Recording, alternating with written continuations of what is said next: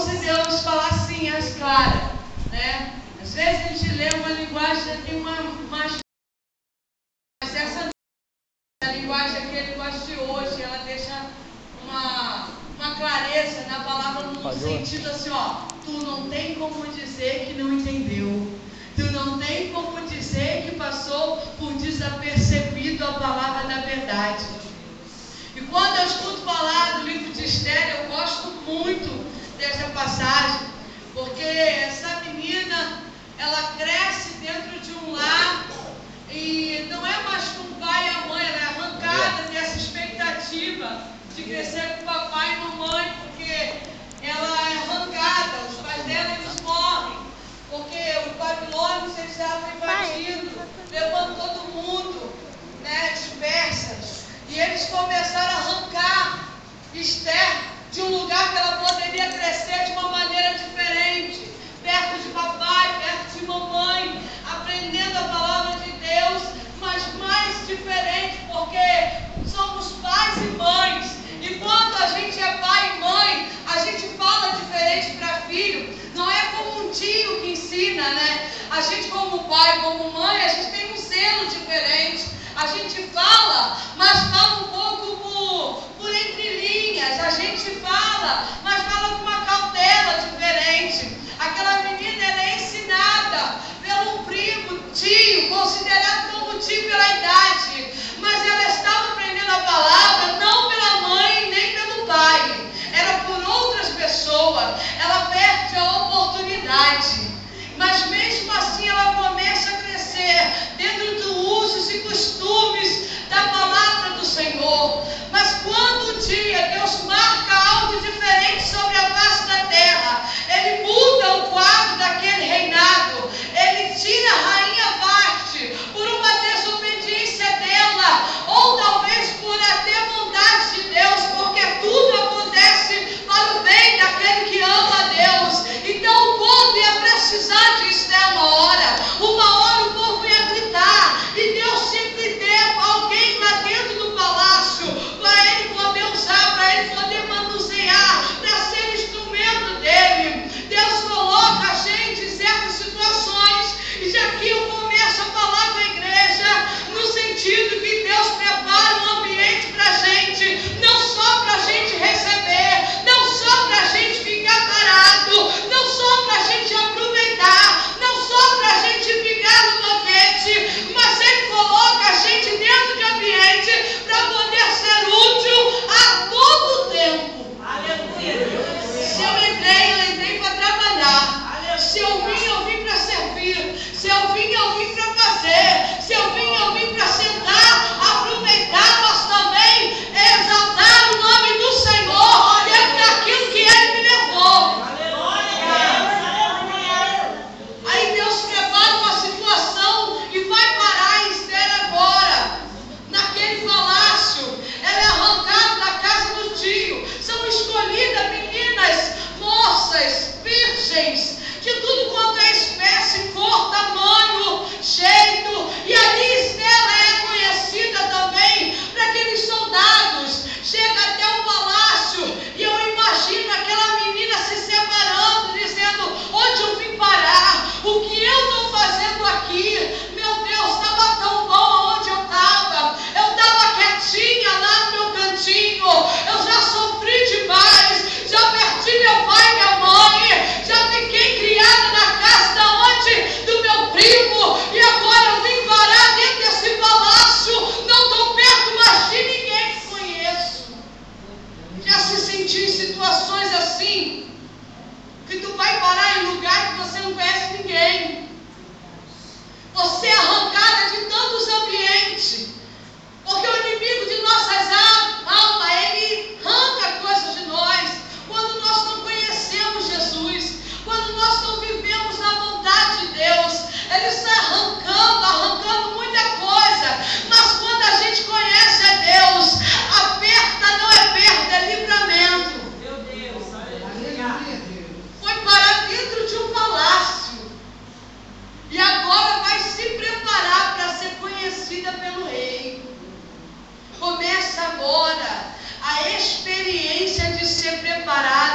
encontrar com o rei.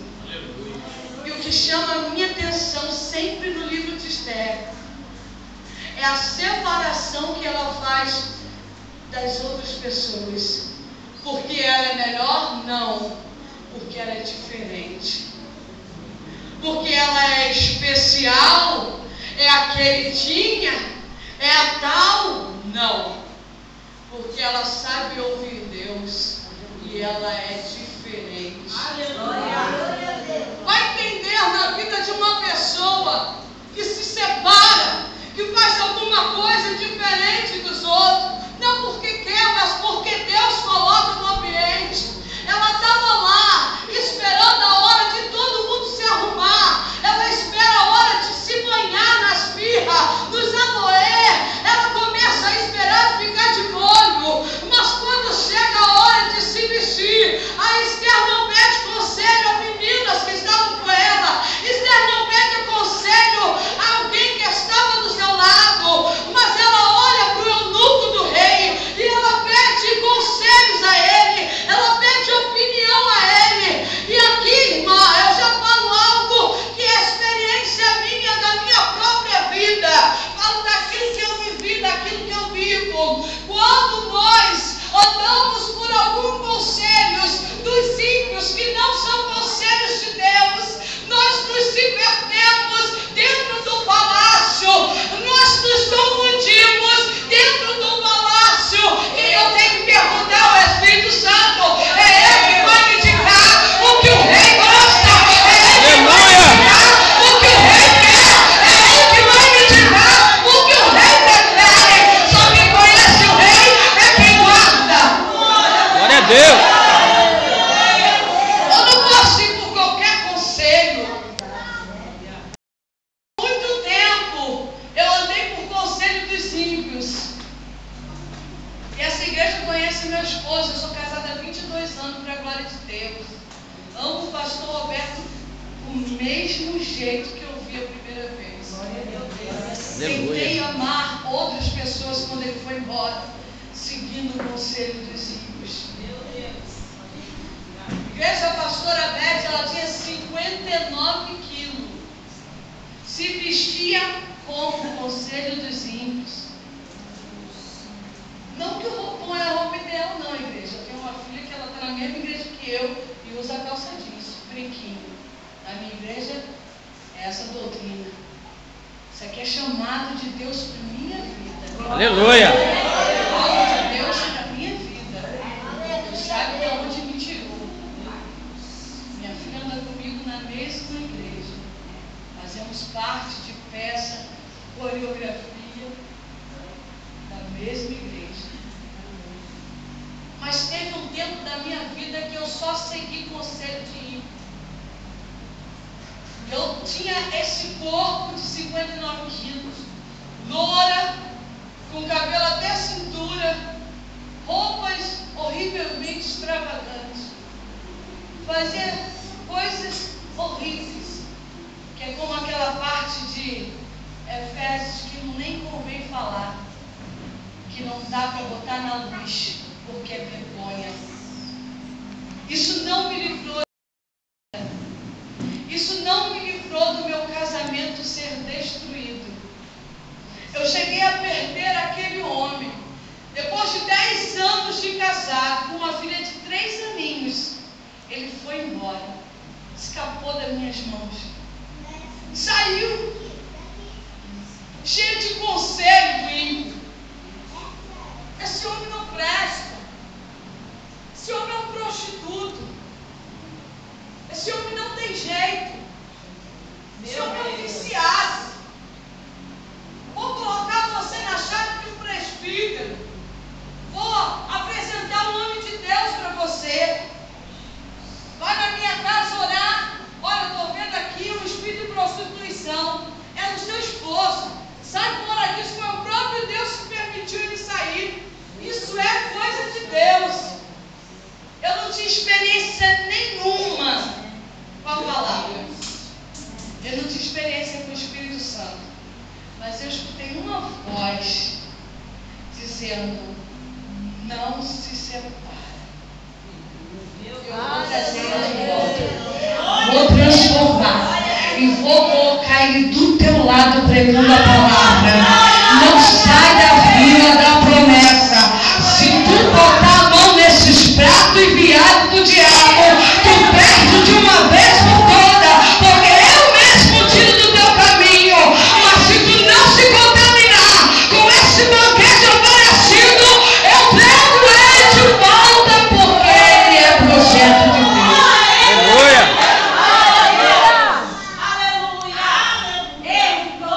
Mamãe dizia, ele está noivo, sai fora disso. Noivo com a mulher que tinha arrancado ele de casa. Que eu deixei, fui tola. Eu deixei, mandei ele embora. O diabo fica assim, igreja, quando você discute, manda embora, manda embora, manda embora, larga dele, vai embora, deixa ele, não tem jeito não, vai servir a Deus sozinha. E esse negócio de andar com o marido atribulado do teu lado, para onde tu vai? Ele está na barraca bebendo, se prostituindo. Se tu vai para o monte, ele fica pior. Se tu vai para a oração de joelho, ele volta agressivo na rua contigo. Se tu vai para casa e fica em jejum, ele quer quebrar o teu jejum. Nada disso, porque isso não tem jeito. Eu quero te dizer uma coisa, igreja. Abigail, ela estava lá servindo seu esposo. Davi aparece. Quando Deus vê que não tem jeito, pode deixar que ele arranca. Até ele arrancar. É teu, Deus te deu. A dona subqueca. Não manjo técnica. Não dona subqueca da roupa. Não dona subqueca da roupa é teu. Não dona sub. Até Deus te arranca é teu. Até Deus te arranca é teu. A miséria grossa é teu. A miséria ignorante é teu. A miséria não quer ficar do meu lado. Ele não deita na mesma cama que eu. Deita no sofá. É teu.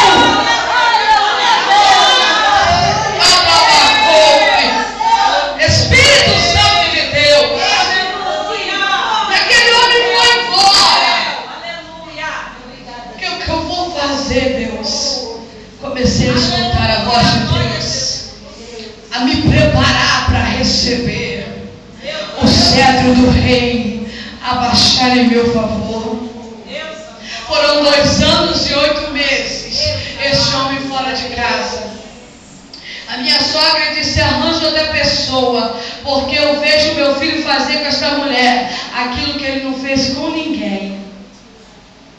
Eu, eita glória, Jesus, muita humilhação. O telefone, teve uma vez que eu orei e falei, Senhor, me permita arranjar alguém. Me permita, me libera deste casamento.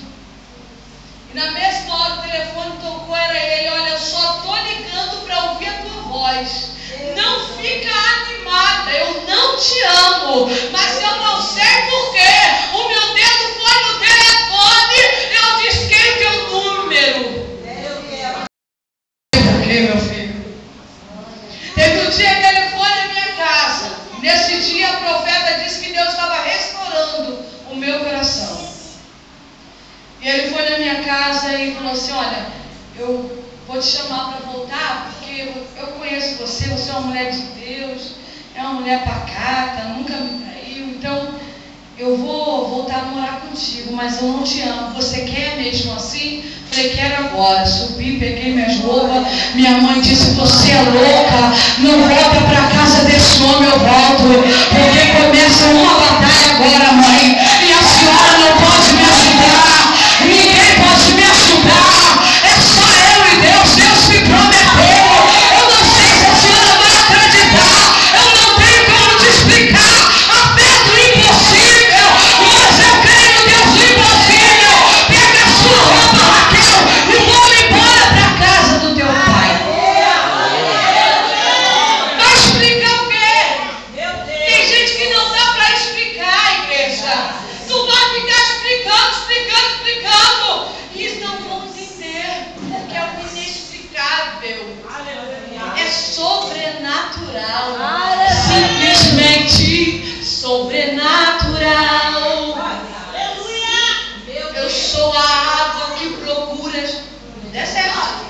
Deserto tem água? Água no deserto. Agar está caminhando com o filho, sem mais nada. Meu Deus, parece loucura. Kaique, tu vai morrer, eu também. Eu não quero ficar perto não, para ver você morrer. Aí o anjo vem, Agar, abre os teus olhos, pega a promessa e abre os teus olhos. Tem uma fonte na minha frente. A gente sempre espera ver primeiro para acreditar. Infelizmente. Mas naquela época a minha fé tremendo. Peguei toda a bagagem, tudo que eu tinha, que se perdeu por coisa. Que aquele homem me deixou sem nada. Eu passei a maior humilhação dentro da casa de pai e mãe. Eu passei a humilhação de ver meus móveis se perder numa varanda porque não tinha lugar. Eu vi tudo se indo com a chuva, com o vento, caladinha dentro do quarto, com todo mundo junto. Eu não tinha como dar algo maior para minha filha. A minha irmã falava, você não se preocupa, porque eu vou trabalhar e eu vou te ajudar a criar minha sobrinha. Era o meu braço que me ajudava. Ali Deus preparou ela não se metia, ela não dava conselho, porque a fé dela também não era suficiente para isso. Mas ela não falava palavras ao contrário, me dava o braço. Eu só não posso te dar o braço. E eu voltei para dentro daquela casa. Fui morar com ele, a minha sogra, que dizia que ele não amava mais ninguém do que a menina que ele estava. A minha cunhada, que era amiga dela. E eu fui morar nessa casa. Ali ficou mais um ano ele me traindo com ela. Ele falou assim no carnaval, ele disse assim, você não vai, eu não vou te levar. Você sabe com quem que eu vou ficar lá. E eu estou deixando dinheiro para você ficar aí com a Raquel. E eu falei assim, Senhor, agora chega, eu não aguento mais. Quando ele foi embora, ele me ligou no dia seguinte, jogou uma praga em mim. E eu falei assim, não, porque eu bati com o carro era no nome dela, tá, igreja? O carro era no nome dela. E depois. E começou a dar uma desavença entre eles por dinheiro. Porque tu imagina, um montão de menininha doida para ser rainha. Uma queria ser melhor que a outra. E Esther ficou lá, vou esperar a minha vez. As outras tudo com as artimanhas dela, né? Vou usar essa artimanha aqui porque essa aqui ele cai. Vou fazer isso aqui porque isso aqui é mole, ele vai se convencer. Esther falou, vou esperar. Vou esperar. Na minha hora quem vai atuar é Deus. O brilho que ele vai ver não é o brilho de uma beleza externa, porque quando Deus opera na vida de uma mulher, ela não precisa ser melhor, ela só precisa ter a beleza dela, porque o resto o Espírito Santo faz. Quando ele disse e falou assim para mim, olha, vou fechar o sacolão. Eu quietinha, né? E glória a Deus. Perdeu Kombi, perdeu moto, perdeu carro, perdeu sacolão e fomos morar de favor. A mulher não quis mais ele, mas eu quis. A mulher não queria nem mais saber dele, sem dinheiro, mas eu quis. Nós fomos morar de favor dentro da casa de uma missionária que hoje ela ainda é minha amiga, mora na mesma rua que eu, missionária Rosana. E ela deixou a casa dela, eu fiquei muito à vontade, para a glória de Deus. Tinha dias que eu falei, não, a gente vai começar, não, vá para o quarto com a gente. Foi um mistério sobrenatural ali. E ele ficou com depressão. E o meu compadre, na época, pegou ele e chamou ele para ir para a igreja. O diabo viu que estava amolecendo o coração dele, o Espírito Santo. Aí o diabo já começou a querer tomar dúvida. Sabe por quê, igreja? Porque quando a gente olha para alguém e começa a ver a transformação, a gente, como Tomé, a gente não quer acreditar. A gente coloca, será que está mudando mesmo? Será que está indo? Será que está fluindo? Será que está acontecendo mesmo o impossível? Será que a promessa está acontecendo? Quando aquela menina chega ao rei, eu não sei o que acontece, mas o nome que ele traz à memória é Esther.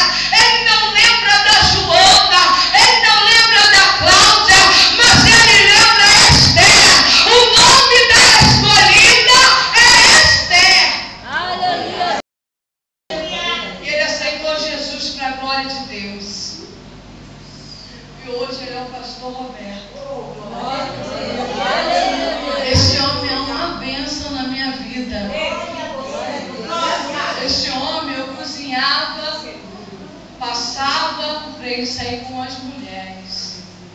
Hoje foi um dia que eu estava passando a roupa dele e falei, pô, eu não posso mais, eu tenho que agitar. Ele vai lá e passou o restante da roupa.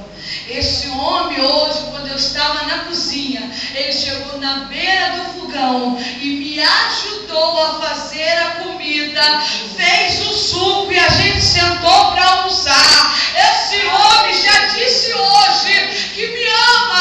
Esse homem hoje, ele é uma bênção na minha vida.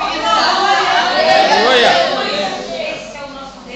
Quando Estela começa a ser notória dentro daquele palácio pelo próprio Deus,